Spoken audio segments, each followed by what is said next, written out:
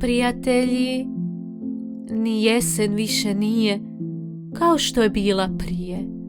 Mudra sova priča pa se smije, dok se pored vatre sa prijateljima grije, a iza grma se netko krije. Sova pozorno sluša, želi otkriti što to u grmu šuška ili možda spava. Možda nekog boli malena glava.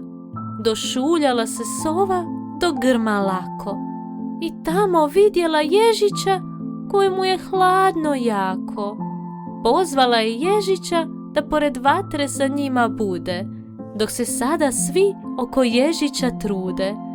Sova mu je napravila novu kućicu da mu toplije bude. Dugo u noć sve životinje su se družile. Bile su sretne jer su ježiću pomoć pružile. Sada ježić u kućici svojoj svaki dan uživa, a u noći mirne snove sniva.